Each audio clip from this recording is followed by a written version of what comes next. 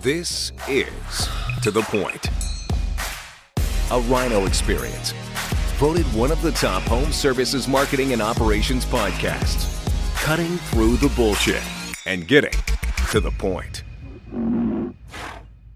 Hey, what's up, To The Point listeners? It's the host, Cristiano of To The Point Home Services Podcast, along with my co-host, Mr. Tall Paul Redmond. Buddy, how you doing?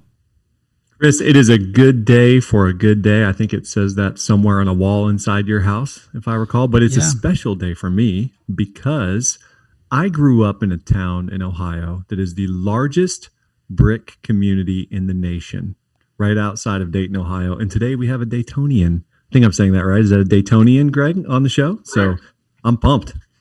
Wow. You know, I said that intro about as fast as the Indy cars were going this past weekend at the Indy 500. Did you hear how fast I said that? I like it. Yeah, and by the way, we're recording this podcast the Wednesday after Memorial Day weekend, so just a quick shout out to those who have fought and fallen for our great nation. I'm incredibly grateful. And our guest, you served. You're a Marine, right, Greg? I am. Well, thank you for your service, my friend. Shout out to my friend Helio Castroneves, who was a 4-time champion in Indianapolis 500. Pretty cool. And you know what he was racing on, Greg? Firestone. Do you have any connection to Firestone tires? I do. I'll tell you a little bit about that. Well, listen, before we get into it, I want to go ahead and welcome our guest, Greg McAfee, who's the president of McAfee Heating and Air Conditioning, as well as the host of the Greg McAfee podcast, hailing from, well, you're actually in Kettering, Ohio, right? I am. Got it. Which is where Rob Dyrdek's from. You know that name? I'm sure you probably do.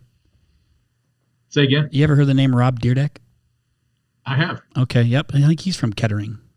Yeah. They lived on my street at one point. That's how small of a world this is, Chris. Wow. Are you kidding Alien me? Workshop was founded on a street in Huber Heights where I lived, right down the street. These guys had a half pipe. I mean, at the time, all I knew is they had cool stickers of aliens and a half pipe, and then they went on to sell to like Burton or something like that. DC shoes or something? Anyhow, regardless, Greg, welcome to the show, my friend. We're excited to have you. Thanks for having me. Appreciate it. Okay, well, we're excited for you to share kind of your journey and your story and some of the experiences that you've had to help the listeners. But before I get to that, listeners, if you're listening for the first time, you haven't hit the subscribe button, you need to do that because you do not want to miss out on these episodes coming in every Tuesday. And listen, if you love the show, please leave a review. If you don't, forget about us. Just act like you never heard it. So before I get into anything else, I always like to understand with our guests, know who they are as a human being before we get into the professional side. So, Greg, are you game? Absolutely. Wonderful. I was hoping you would say that because if you said no, I didn't really know where I was going to go with it. So, first things first. Dead end. Yeah. I don't think that's ever happened yet. So, I hope it never happens. Yeah. And I think if it does, I'm just going to bulldoze right through it and do it anyway. Okay, so first things first. Greg, if you could have dinner with anyone, alive or dead, who would it be? Wow. Besides Jesus, probably Harvey Firestone. Harvey Firestone. Harvey Firestone was the founder of Firestone Tire and Rubber. And you have history there with Firestone. My grandfather and father both retired from Firestone, and I worked there for, I did about a 6-year gig before I went in the Marines, actually. Fantastic. I love how that came together. See? Lord works mysterious ways. I love it. I love it. Nothing is accidental. Was that in Ohio where you worked? It was. Yeah. My dad and grandfather both worked in Akron. Yep. And then my dad got transferred to Mansfield, Ohio, and that's kind of where I grew up. And then at the age of 19, like many HVAC business owners, I didn't like school. It bored me. I didn't go to college. So at 19, my dad said, if you want in, I can get you in. We're moving to Dayton. Then they owned, Firestone actually owned Dayton Tire. So Yeah. Dayton Tire had a huge manufacturing plant here and a large warehouse.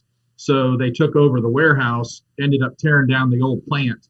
But so I moved here at 19, packed up a pickup truck with a few things and moved to Dayton, which I'd never been to in my life, and started working at Firestone. And nice. Love the connection. So quickly, okay, I'm going to switch up just a little bit. What is your most favorite concert you've ever been to?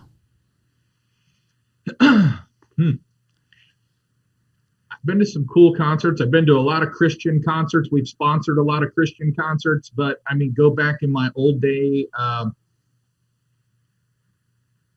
probably two. I'll pick two: Alabama and REO Speedway.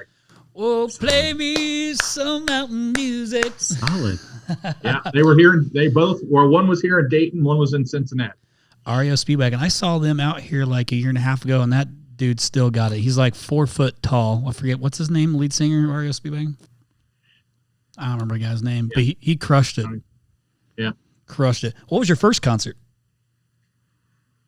Mine was Michael Jackson. 38 Special. 38 Special. Give me 3 steps. Give me 3 steps. Come on. No, you're on a Give roll, me man. You see? I'm like a human jukebox. Shazam. Okay, I bet you I know the answer to this next one, but I'm gonna go ahead and lob up a softball to you, Greg. Who is your hero? That's a good one. I'd have to pick my dad. Yeah, I love that. Yeah, that's pretty cool. My dad didn't give us. He's still alive. He's in a independent living, but he had 3 boys. Never gave us any advice, but he lived it. I learned. I tell people this. I just told someone this the other day. I learned 3 things from my dad: work hard, never be late, and never call off. And those 3 things stuck. And my dad missed 3 days in 35 years. That's one was because of an ear infection, and one was because he had 2 kids. So, he just didn't miss. And we grew up. Honestly, my siblings, we all grew up. We just don't miss work. Yeah, I have a feeling that some of that also it kind of comes together with your military experience and how you're managing and running a business too. So, which we'll get to that. So, let's go ahead and segue into it. Why don't you go ahead and just share with the listeners so we can help them understand, why is Craig McAfee on the show? What have you accomplished? Kind of tell us your story. How did you get into the trades and kind of where are you at today? Sure. So I was working at Firestone, driving a forklift, breaking records, loading tires, unloading tires. 19 years old. About 3 years into it, I looked around and number one, they were posting my records. The warehouse manager actually started posting records or statistics on the board, and I was number 1 loading and unloading trucks. But the good thing and bad thing about being the United Rubber Workers union was I got paid a lot of money for the age of 19. The bad thing was the union said, we don't want statistics on a board, so take them off. So they had to take them off. So I tell people all the time, can you imagine running a business today without any metrics or statistics or all the things we have today? So that really bothered me, but I kept breaking records anyway. But at 3 years into it, I watched old guys getting up and down off forklifts, and I just decided I don't want to do this the rest of my life. So I joined the Marine Corps at the age of 22, went in at 23. That's pretty old for being in the Marine Corps because everybody's like 18, right? 17, that's so bad. Yeah, my dad went in at the same time into the Navy. He went in at 22. Yeah. So I went in and I served 2 years, and then I served 4 years in the reserves. But when I came out of the active duty, Firestone held my job. So I came back to work for Firestone. But inside the Marine Corps, I took a random class on refrigeration, and I liked it. I did well. So when I got out, and this is kind of funny because I said my dad never gave us advice.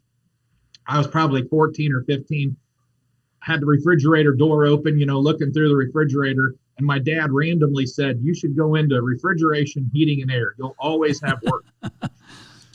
So fast forward, I get out. I'm working at Firestone, so I go to heating and air classes at night while I'm working at Firestone. When I graduate heating and air a year later, I leave Firestone for a heating and air job, and I literally take a 50% pay cut. So when I speak to schools and trade schools and all that stuff, I try to tell everybody, sometimes you got to start off at the bottom because everybody wants to start off at the top today. So I took a 50% pay cut, worked there 9 months. Guy called me in his office, said, you'll never make it as a mechanic, and he fired me. So no different than today. 2 days later, I had another job in heating and air, right? And he paid me $1 more an hour, and he wanted to train me as a technician. But basically, what he realized is I learned there that I could sell. Growing up, I had paper routes. I helped out with a vegetable route, so I was always talking to people. So when I got into people's homes, I would just start talking. How old's your unit? And pretty soon, within a short time, I was out selling their salesmen. That company went out of business. I was there about a year. I got married, bought a home, and started McAfee all in the same year. So all those things are supposed to be stressful, but I didn't know any better. So we started out of our home. I put my shingle out, worked off a kitchen table, did a lot of phone calling, did a lot of door knocking, wore out a lot of shoes, and it gradually took off very slow. I had $274 in a used truck with no air conditioning. So it gradually took off. And somewhere around, I don't know, the first 3-4 years, I probably had 3 or 4 employees. I did get into air duct cleaning like 3 years later. That was 1993. I got into air duct cleaning, and it took off right away. There were only really one other company doing it right in our area back then, and it took off right away. So we've been very strong in air duct cleaning since 1993. But anyway, I started taking some somewhere around 1996. I started taking some presidential courses at an entrepreneurial center, which actually the guy who sold Iams Pet Food to Procter & Gamble owned the entrepreneurial center. He sold Iams, by the way, sole owner of Iams. He sold it for $2.3 billion. Lives right here close by. Playing with bees. Neat guy. But anyway, he started an entrepreneurial center, which then he built a very large center called Aileron. Aileron is a part of an airplane that helps it take off. So Aileron Business. So I took a presidential course there in 1996. I didn't know anything. I was so far out of it. This is in Dayton? And it was in Dayton. Wow. And Clay Mateel was the owner of Iams, and he was actually in the class at the time. There were like 4 or 5 other people. It was just getting started. I took this class, and it was way over my head. But I started taking courses through the Entrepreneurial Center at the time before it was Aileron.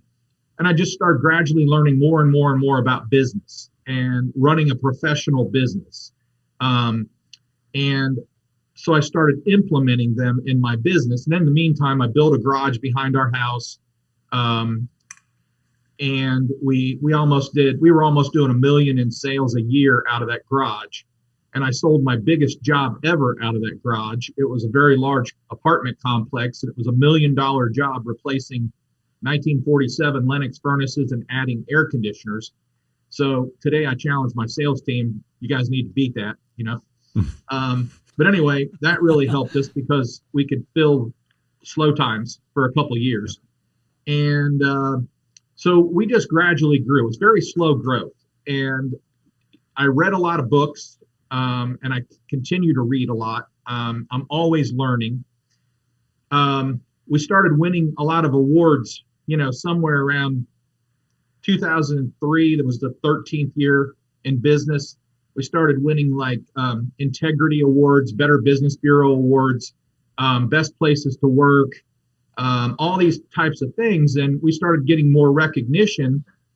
I then figured out how to market and advertise better.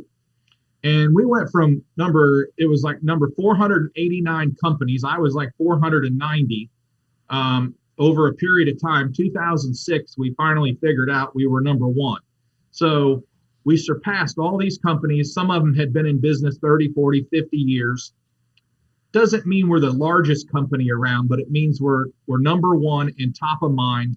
We're number 1 when you think of heating and air in the Dayton market, which we call the Miami Valley market. And we've now worked very hard to stay number 1 because, being number 1's one thing, but staying number 1's another because we've got targets all over us. Oh, yeah. Constantly being shot at. And it's just been a really neat journey, and we're not finished yet. Love it. So where does McAfee sit today? We are still in the number 1 top of mind residential market. And we have extremely high goals. We're extremely professional. We try to, I'd like to say we've helped the industry, especially here in the Dayton, Ohio area. Since we came on board 30 years ago, you don't see a whole lot of dirty trucks anymore. You don't see a whole lot of stuff on dashboards. You wear shoe protectors in homes because you have to, because we advertise we do. And if you don't, they're gonna probably say, well, McAfee wears shoe protectors. Why don't you? There's a lot of great companies in Dayton. Don't get me wrong, but Absolutely. we've tried to raise the bar in our industry. And then when I started coaching and holding boot camps and all those types of things, I'd like to think we help raise the bar at a national level just by teaching other contractors, some best practices and just how to be more professional. Like you said earlier, when you came into my office years ago, it didn't look like a heating and air office, and that's on purpose. We want to look like a professional. We want to look like a medical building when you walk in here. I mean, it's that professional. You're never going to see a gas valve laying on a desk. You're not going to see anything really that has to do with heating and air. It's more of a professional, pleasant atmosphere to work in, and it's all on purpose. Yeah. I have two questions, Chris. Can I go back to back? Go ahead. My man. So, okay. Question number one, when you started the business with $274, you cited somewhere along the way that you were starting in one of the top 10 worst, areas to do business in Dayton, Ohio. So one, I want to know, why was it the top 10 worst, and what did you do about it? How did you overcome that? Well, it was in the top 10 worst places to do business because NCR ended up closing down. General Motors closed a couple of big plants. Yeah, Frigidaire used to be here. And then the S10 plant used to be here, and they closed down. So Dayton lost a lot of big industry. And so it was rated in the top 10 worst places to do business. But again, when I go back to saying we didn't know any better, I didn't know any better. I mean, I didn't even realize in 1990 when I started, we were in a recession. It was a slight recession in 1990. But if you would have told me that, if someone would have came and said, this is the worst year to start a business, I didn't know any better. I just went out and started knocking on doors and making things happen. And sometimes we listen to the wrong people. Right. But that's why. Got it. And then second part of that question, you mentioned starting to win some awards and getting some external recognition around 2003. And then you said you figured marketing out and then really took things, to new levels. What do you mean by figuring marketing out? Well, back then everybody was in the phone book, and everybody, if you look through the ads, I mean, I don't know, most heating and air guys, when you travel, the first thing you do when you get in a hotel room is pull out the phone book and start looking at other people's ads. That's not just heating and air guys, by the way. Oh, okay, there you go. Well, today we can do it real easy. You can sit here on your computer and Google anyone, anywhere, and look at their ads. But I always want to see what other people was doing. So if you just took my market in Dayton, Ohio, and I looked at all the ads, and they all look the same. Everybody's promising the same thing. It just was so boring to me. So we just had to step out and just be a little bit different, a lot more professional, a lot more catchy. In 2003, we also started the 8 to 8 same great rate. And when you call a lot of these companies that have been in business 50 years, at 5:01, they were closed. 5:01 p.m., they were closed. Right. Still. And at 7:59 p.m., they were still closed. Or 7:59 a.m., they hadn't turned their phones on yet. So we came out with 8 to 8 same great rate, and we just took a huge amount of market share. In 2008, when everybody else was down, we were 46% up. And we skipped a whole million at the time in sales. And because we did the complete opposite of what everyone else did, everybody else, well, we're in a recession. We need to cut back. Pull back. We need to lay off. We need to quit buying stuff. I just did the complete opposite, and we soared. We took off. Love it. So that actually is reminds me of, like, even with what just happened with the pandemic is when I started my company, for those of you who are listening for the first time, who don't know, I'm the CEO of a company called Rhino Strategic Solutions, which is a almost 14-year-old company now that's does digital marketing for the trades, mainly HVAC, plumbing, electrical. So I'm kind of in the same world as all you, just in a different capacity. But we doubled down with all of our contractors. One of them, who's a phenomenal contractor, also there in Dayton, Ohio, and become a good friend of mine. But we doubled down because we knew people were going to, in fear, were going to pull back. They were afraid. And listen, man, if it's freezing outside, you're going to need heat. Like, I don't care what's going on. Or if it's like here in Phoenix, Arizona, if it's 100 degrees outside, you're going to need air conditioning. So people were still going to be looking. But so I commend you for doing that early on. I want to say whenever I came out and met you, Greg, I know we were talking about this pre-podcast, was right in that 2009, maybe 2010 time. But even then was pretty early, like early on for adopting internet, internet marketing. So I mean, we were talking about it back then. So I knew you were kind of a early adopter to those things before you had come on. So I want to segue super fast. Okay. We talked a little bit about you being a Marine. And I'm a huge fan of leadership and leadership training and things like that. But what did you learn? What did you learn from the Marines that you've kind of applied to business today, or that's kind of helped shape you as a business leader or leadership within your own organization? Yeah, I think a couple things. Number one is a lot more discipline than I had before I went in. And even though I was, a hard worker, all that stuff, the discipline that I learned in the Marine Corps helps me every day with my business, because it's the discipline, to never quit and to just continue to plow through, even when times don't look too good, even when, when someone quits, even when business is down. I mean, you just got to continue to look up. You've got to continue to have the discipline to hang in there and just keep working through. And the other one is confidence. I wrote a book, Build and Grow Your HVAC Business. And in there, I talk about the confidence course. Within the Marine Corps, there's a confidence course, and you go through this confidence course, and that's exactly what it's for. When you complete it, if you complete it, you are more confident than you were, because it's something you could never do before you already went through so many weeks of training to complete. So, a lot of guys in business lack confidence. And the first little thing that goes wrong, they're stumbling. And you've got to have confidence in what you do and how you do it, and just realize that everybody's going to have bumps in the roads. Everybody's going to go through valleys. You can't hang out on the mountaintop forever.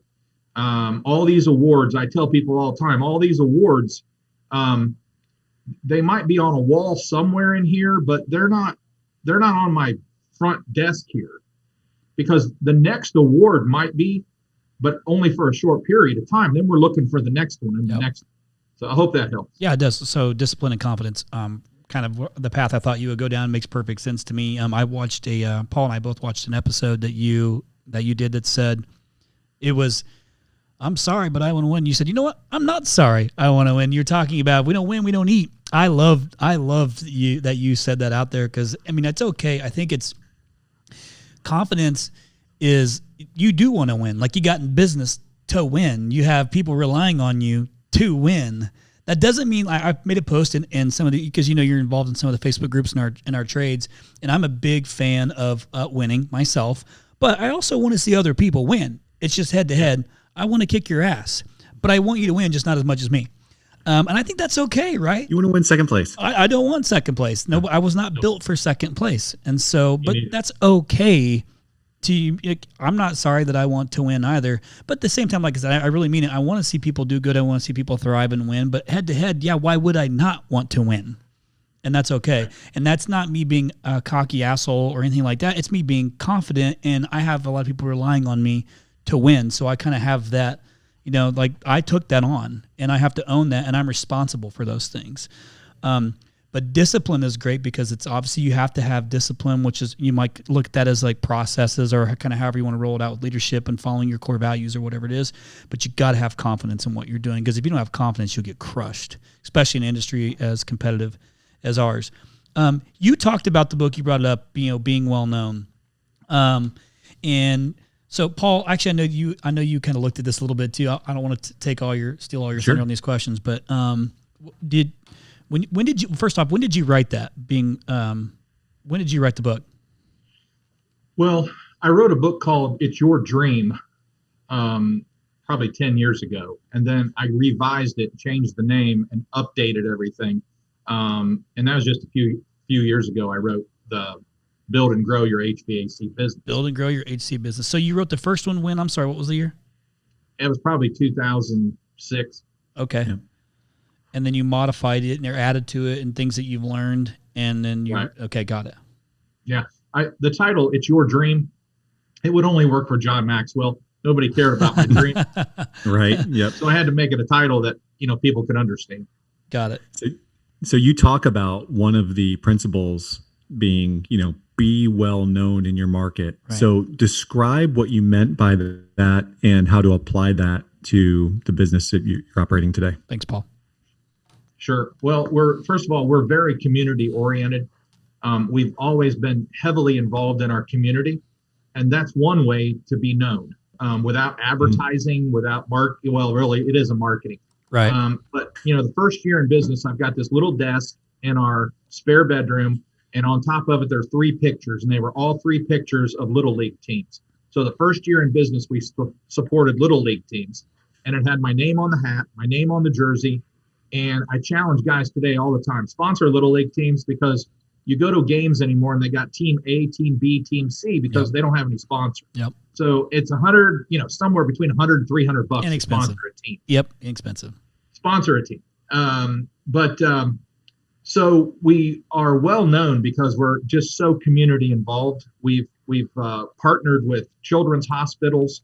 We have our own foundation for children, which we founded in 2006, which we do just a ton of stuff with different nonprofits and organizations. We get in front of people. I speak at all the schools. Whoever invites me, I speak. And anytime I can speak to kids, I love it, because number one, kids need confidence. They need encouraged, and they need to know that anything's still possible. Because all they get today is a lot of negative stuff. Yep.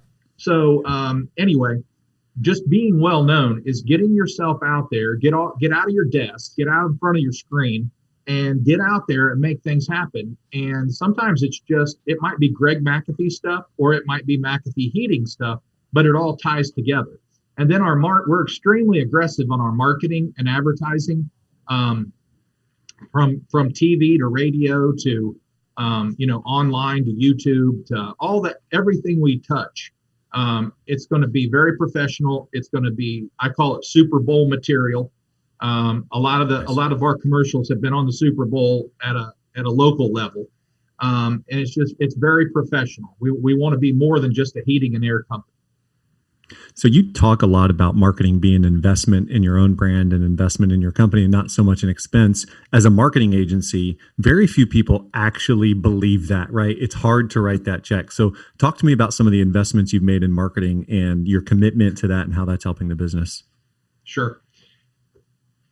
Well, I mean, when we have a budget for advertising, period, and it's average is probably 8% of our gross revenue, and we can go higher or lower. It just depends on the year. Right. And actually, I'll give kudos to Ken Goodrich the other day, because I asked him I got to visit his place and all that. But I asked him, I said, what do you guys spend on advertising, blah, blah, blah. And he said, don't get stuck on a number. If you want to grow, spend more. If you don't, spend less. And that sounds like a Ken Goodrich answer. Yep. Yeah. 2008, when I was up 46%, we spent about 11%. Yeah. Hello. Why didn't I apply that late? Why haven't I applied that again and again and again? Who knows what would have happened? So, but we invest in marketing, as far as we have a truck or treat event every year, pre-COVID. We've had 4,000 to 5,000 people on our property, and we've had different companies here with trucks, so kids can come here in a safe environment and receive candy. They have games. We have all kinds of stuff going on for about 4 hours on a Saturday.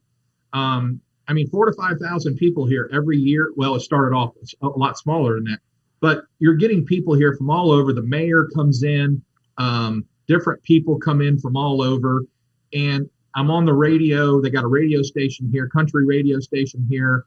They interview me for this, all this kind of stuff. So I'm just constantly, anything I can do to be in front of the public is an investment of my time and money, but it's paid off, 10 times full.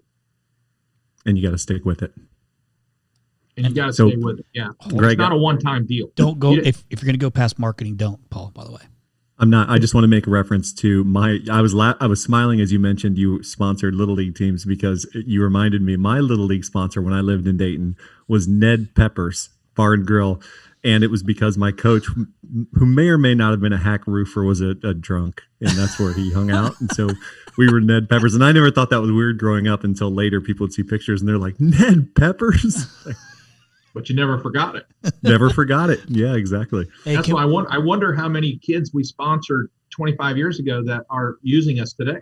Yeah. And I can tell you, being from Dayton, I have a perspective because I'm from there and I've seen your name.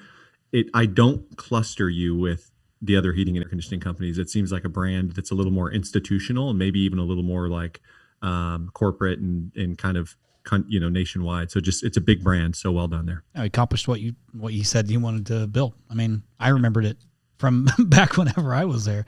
I want to hang on something for just a second. And I think I also heard this on another episode of yours I listened to, Greg. But can we all agree that it's not always marketing's fault in the shoulder seasons? Like, I know that I think on one of the episodes I was listening to that you did, you're talking about, like, a perfect example would be here in Arizona, we have a lot longer busy season. And you guys have a lot longer shoulder season. So you have to do things to prepare for those things. And you were doing things like, not just, internally, but like externally, like to bring in business. So not just your staff, but also bringing in, customers or maintaining people, because part of the slow season, I'm using air quotes, is also keeping staff busy. But you were sending out like gift cards and stuff to families right before the busy season saying, hey, you're going to, they're going to put in some long hours, like little things like that. But let's talk real quick about what you do, because Ohio, I'm from Indiana originally, so there's a lot of similarities too in our weather patterns. But, what are you doing in the long shoulder season to kind of keep your guys' self going all these years? So, but first, if you could say, it's not always marketing's fault, I would appreciate that. Great question. It is not only marketing's fault. especially if you only market in your busy times. I can't comprehend that. And there's guys that do it all the time. They only market if June and July is your busiest. That's when they market. But the rest of the year, you don't hear from them. So I'm kind of glad they do, but they need help. We hear it. Things are getting slow up here. We need to pull back. Yeah, right. Could you repeat the question? I'm sorry. All I was trying to do is give the listeners some perspective when you have shoulder seasons on things that you've done to kind of keep the business successful over the years. Well, yeah. Well, for years we were doing it wrong and we were just very reactive. Whoa, did you hear that, listeners? He did things wrong, but he didn't give up, didn't quit. So, keep going. Yeah. So we'd sit around in the slow time, and every once in a while I'd say, can someone pick up the phone, make sure there's a dial tone? So we decided, instead of being reactive, we're going to have to be proactive. So the first thing we do is we had a really heavy campaign to sell more maintenance agreements. And, we don't have as many as I'd like, but we have thousands of maintenance agreements, which keeps us busier during the slower times. And our slower times can be, 4 months sometimes in a row. And you've got to be very creative. So we get creative by having maintenance agreements, to work on. Our office staff are calling existing McAfee customers, getting them on the board, maybe some that haven't had service in a year or two, offering them a special just to get in their home, all those types of things. So it's constantly being proactive and not sitting around waiting for the phone to ring. Geez, there's a thought. Be proactive. Yeah. Hey, so sometimes it's just that simple. Right. I'm also laughing that you flew out to Las Vegas and Ken's marketing advice was, you want to grow more, spend more. Want to grow less, spend less. And you're like, thanks. I just flew all the way out here. Isn't it funny? Just the simple things, right? Yeah. I want to go back to your book. In your book, you talk about being disruptive. What does disruption look like in the home services, HVAC world? And what's that look like in the future?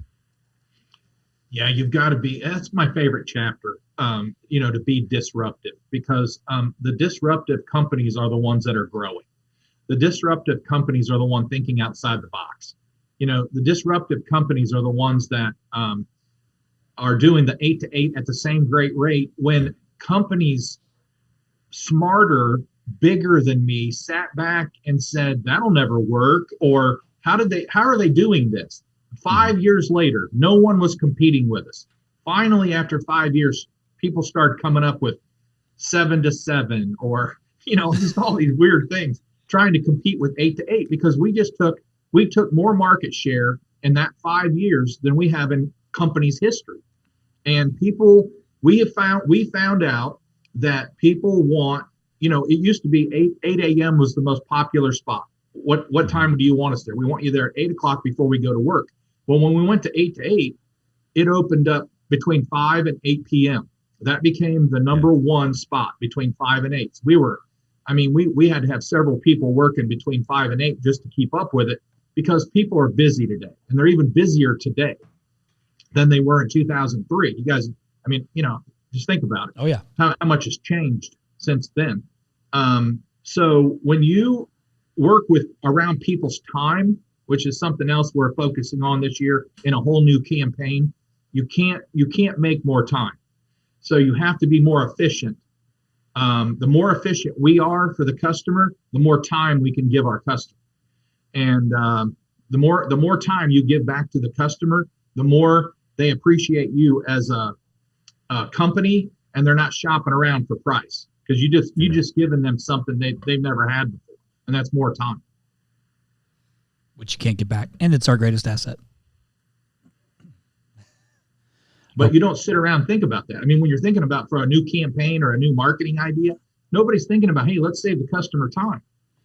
But when you start thinking about that and you start brainstorming, we started advertising years ago, full installations installed in 1 day, guaranteed, or I'll give you back $1,000. And then I started saying, or it's free.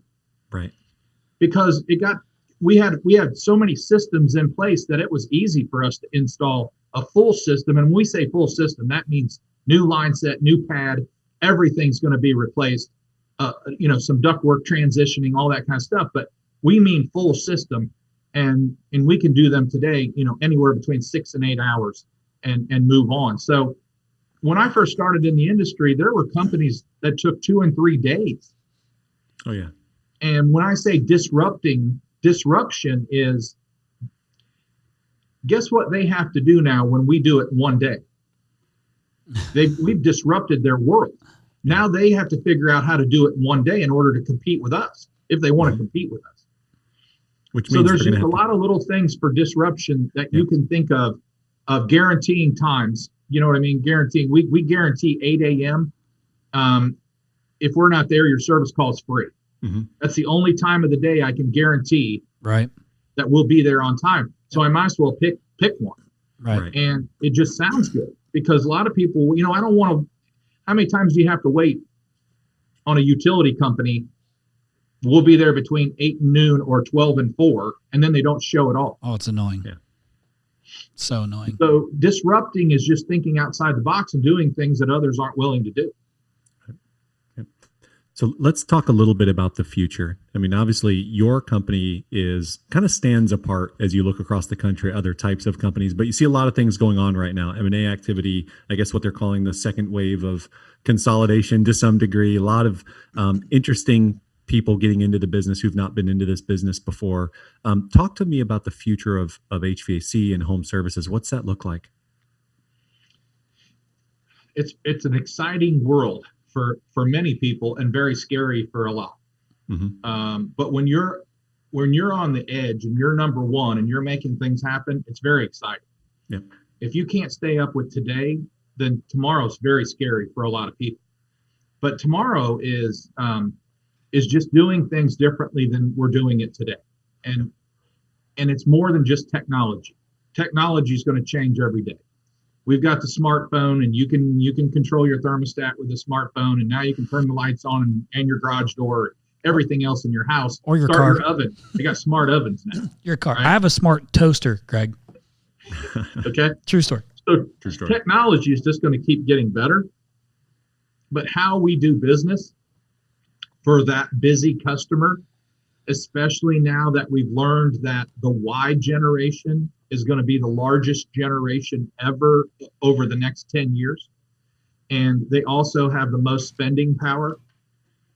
How do you serve the Y generation? Most heating and air companies, plumbers, electricians, they're not thinking about the Y generation. They're Right. just putting out fires and trying to get through today. But when you start thinking about the Y generation and then some of the X generation, and because today we really serve about 5 generations, because there are some, starting with the greatest generation ever who still own homes, in their late 80s. And then you've got the 23 to 25-year-olds that are starting to buy homes. We serve 5 generations, and those generations take totally different kinds of service. Mm-hmm. You're not going to do over here what you're going to do for over here. So it's staying up with the generations, but it's also staying up with that new generation and how they're going to do business. And that's exciting. How are they going to do business? And what are you prepared to do about it? They're going to, believe it or not, they think the Y generation thinks different than the X generation. The Y generation they are about quality, but they're also about convenience. Mm-hmm. Okay, so they're the convenience of getting them an estimate and helping them make a decision, and how they make decisions is totally different than the X and the baby boomers and everyone else. So just studying the Y generation and how they think, they're the generation that had a smartphone at what age? Yeah. Youngest generation ever to have a smartphone. Yeah.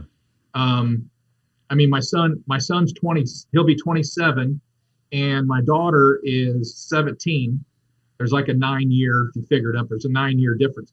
But my son I got him a flip phone just for emergencies when he was like in 5th and 6th grade. And my daughter had an not an Touch? iPad, but what was it? iPod Touch? iPod. Yeah, it was iPod Touch.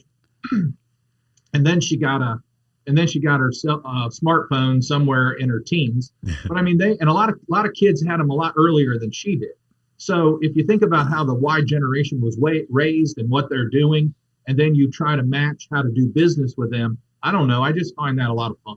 Yeah, I can sense you have something going on there, because you have a little bit of energy and excitement around that. But I can see your smile. The listeners can't see it through the screen. I'm technically Gen X because I was You're a boomer. I was born in '79, but I'm actually more of a Gen Y kind of guy, because I'll pay for convenience. You're weird. I'll pay for convenience. Like I want things to be easy, but I also want it now. I thrive on instant gratification, so I'm a sucker to all those things. So if anybody's listening is trying to sell anything, that's now 2 ways into me. But speed is a necessity for me, and so I think that you said something that was profound earlier about being proactive. That's how you have to be now. You have to take the risks and try something that might not work to stay ahead of the competitive game. There's only so many things in the same industry that you can do different. Than your competitor, because maybe it's the same thing just in a different way. We are working on a book as a leader, or working through a book as a leadership team at Rhino on the book Traction, where it talks about coming up with a guarantee or a better than free guarantee. And that doesn't always necessarily mean it's a money thing. It could be like you said, we'll be there at 8 a.m. or it's the service call is free. But you got to do something, to have a unique selling proposition to make yourself unique, but you also got to honor it. And you have to keep trying new stuff like every year. You know what was interesting? I hope this person's not listening to this podcast. If you are, I apologize. Do you remember the old school ad of your wife's hot? Like that's old, right? That offering is, hey, your wife's hot, I'll take care of, their air conditioning. It's Yeah. I've been in the business 14 years. I saw it that long ago. I just saw one pop up on my phone, like somebody's ad rolling through my social media feed, and it was all about that. I was like, you have got to be kidding me. Like, that's not being proactive, sir or ma'am. Like, you need to It was disruptive. You need to rethink about It was that. disruptive. It was 15 years ago. But it was it ain't. disruptive. Yeah. Anyhow, I'm sorry. I apologize if you're listening. Somebody probably paid for that. And if somebody else is on here listening that also runs that ad, Paul told me to say that. That's right. No, I think you're on something. Like across generational, they're all looking for trust. They all just get there in a different way, right? That's, I think, the key differentiator. So I'm excited for whatever you've got brewing. I can sense it. Well, I think this is a good way to kind of to wrap this thing up, and I really want to know what's next, or what's your legacy? What do you want your legacy to be, Greg? Well, I mean, my legacy is, when we talk about confidence and all that kind of stuff, that's also encouraging my team to be more confident. Sure. And that's the more confident my team is, the better off they're going to be in front of my customer. So my legacy is just to leave. I always say I challenge people to think different and change hearts. And that's what I try to do. I just try to challenge you to think a little bit different. If I can make a contractor think just a little bit different about their business, especially first generation for sure, but second generation, third generation, I mean, these guys are taking over. Sometimes they didn't even want to take over. Sometimes they were forced to take over. Yep. And they're in a business that they just don't love. And I try to make them think a little bit different. And if I can help a student or a business person or an employee think just a little bit different, it changes their life. And it's going to make them better. It's going to make especially for an employee with kids, it's going to make their kids better, right? It's going to make a lot of people better. And I'm not doing this because it'll make my customer better, but it makes my customer happier. It makes my customer appreciate McAfee. Just because of what I teach, like what we do in homes, what we don't do in homes, how we look at people, how we talk to people, all that kind of stuff. It's extremely powerful. So my legacy is just changing the world a little bit at a time, and then leaving something here, especially for my kids. My new book is Iron Sharpens Iron, The Secret to Generational Wealth. Oh, and so, for my kids and their kids and their kids, I just want to leave something a little bit differently than that was left for me. Love it. Iron sharpens iron. So love it. What are some of the things that you're doing to, because you obviously have your podcast. So let's just talk about that because the segue is perfect. But you have the Greg McAfee podcast. I think you've got I think it was 28, 29, 30 episodes in, somewhere around there. But what all are you doing now? And then what's a good way that if any of the listeners want to contact you, that they can connect with you? Sure. So I've got the Greg McAfee Show podcast is new, and it's on. You can get on that just about anywhere now. Yep. Apple, all that stuff. I've been teaching and coaching and holding boot camps for many years. I started writing articles, 14 years ago, and they were published, and that led to, do you do this? Do you do this? Do this? So we started doing it. I've got we're going to do a Zoom boot camp coming up in October, somewhere around October 6th. And then I run McAfee every day, and I really enjoy. Now, don't get me wrong. Not every day is fun, but I love what I do, and I enjoy what I do, and I love helping to build people and make them better. Good. And you also have, what's the Facebook group that you started? I know I'm in it. I just can't remember the name of it. It's the Iron Sharpen Iron Business Roundtable. Perfect. Nice. What are you going to say, Paul? I have one more question, sure. Chris. I'm Fire sorry. away. So I'm always fascinated by people who are in the military, mainly because I had a very undisciplined early 20s, right? So I'm fascinated about discipline and disciplines that you apply to your daily life. And you mentioned that, discipline was a big part of what's made you successful. For our listeners, would you mind sharing any daily disciplines that you have, whether it's in your personal life or business life, that they can start tomorrow?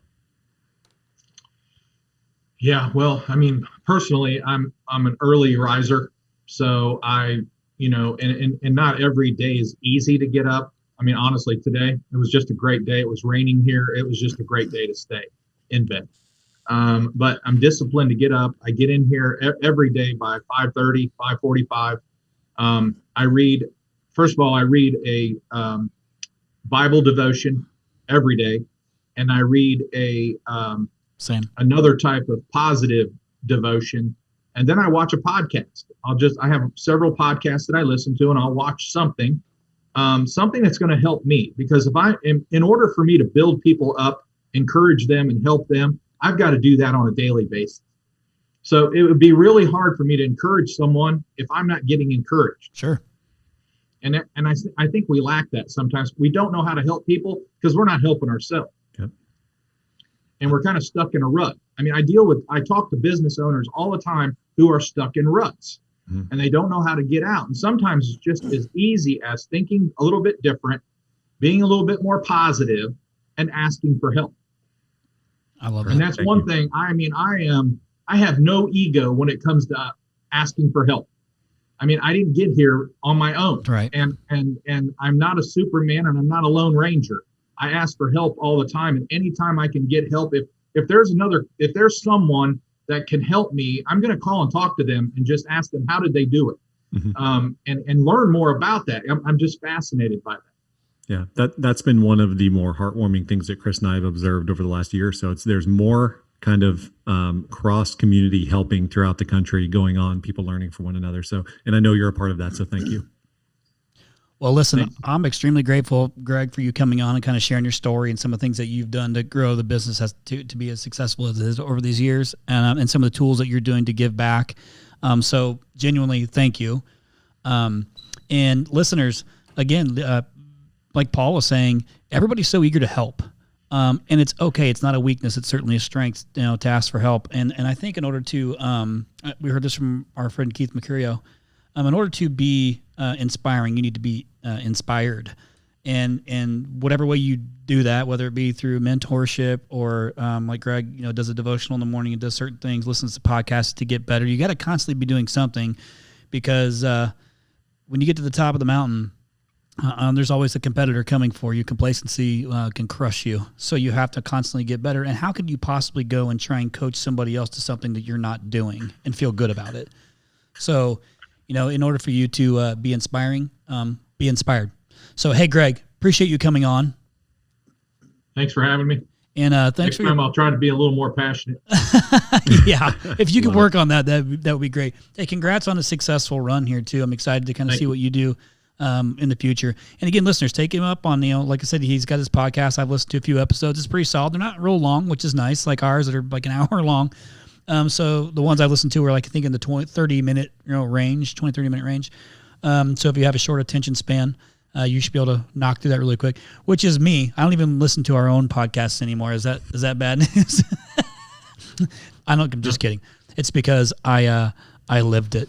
But again, thank you so much, TP. Appreciate the good questions. And listeners, again, we always appreciate you. And I always like to finish with this. Actually, I'll tell you what. Hey, Greg, any last words you want to share with our listeners? If not, it's completely okay. We already kind of talked through it. But if you have something where you just like to leave anybody that might be new in their business listening and trying to just figure out what's next for me, any good inspiration that you can give them? Well, I just say stay strong, stay positive, and learn from others. And like you said, there's really nobody in our industry or close to our industry that won't help. Everybody's eager to help. I've never called anyone to say, can I take a tour, that they turn me down. And I've never turned anyone down. Anytime anyone wants to come here, I make time for them. So you got to ask for help to get help. Love it. Sign me up. I'll be in Dayton at some point this month, and I'd love to come by. And I'll treat you to Marion's Pizza. Sounds good. That's a treat for us. That's my favorite pizza place there. Got it. Sounds good. Sounds amazing. All right, listen, hey, listeners, again, we appreciate you so much. And I want to just call out real quick a review that was left by, cool. So I know. Yeah, I see that. So I don't ever read the reviews ahead of time, even though they're written down on my sheet. Case in point on last week's podcast. But this one's from T.A. Kaiser, who was a customer of ours for quite a long time until they sold to Airtron. Down here in Charlotte, too. In the Indianapolis market, Charlotte, and one other market. I forget where they're at. And this is a 5-star rating. Again, of course. Incredible podcast is the topic. So thank you very much from T.A. Kaiser. It says, To the Point has to be the best home services podcast out there. Tall Paul and Chris have such great energy. They feed off of each other. Their passion and knowledge for the game is bar none. If you haven't listened to one of their podcasts, do yourself a favor and listen. Keep up the great work, guys. Our industry needs more guys like you. So T.A. Kaiser, whoever that is from T.A. Kaiser, assuming that's somebody from T.A. Kaiser, thank you so much, because T.A. Kaiser is a fairly decent-sized organization, but whoever it is, thank you so much. And listeners, we love the reviews. Greg knows. I mean, when you run a podcast, like, the most rewarding thing is to have people reach out to you afterwards and thank you for the things that help them grow their business. That is the entire purpose. This is the platform that God has given me to share with the masses to help lift up the industry. And you guys know that's how we roll. So until the next show, Greg, we appreciate you. Paul, I appreciate you. Listeners, we appreciate you so much. We'll see you. Listeners, thank you so much again for listening to this podcast week after week. We are extremely grateful. Again, the whole purpose of this podcast is to give back to the home services industry that we love so much, whether you're a Rhino or not. We really appreciate all the subscribers. And if you haven't subscribed yet, please go in and subscribe, and you'll get all the episodes sent to you automatically weekly. Also, we have really enjoyed your feedback. It's so meaningful for us when we get to read the nice comments that you guys put. So keep doing that. And if you don't know how to do it, here's what you got to do. You search for To The Point Home Services on Apple Podcasts. You click on our profile, scroll all the way down to the bottom, and hit write a review. And be honest and share your story and how the podcast has impacted you and your business. Thanks again from the bottom of our hearts at To The Point Home Services Podcast. We appreciate you.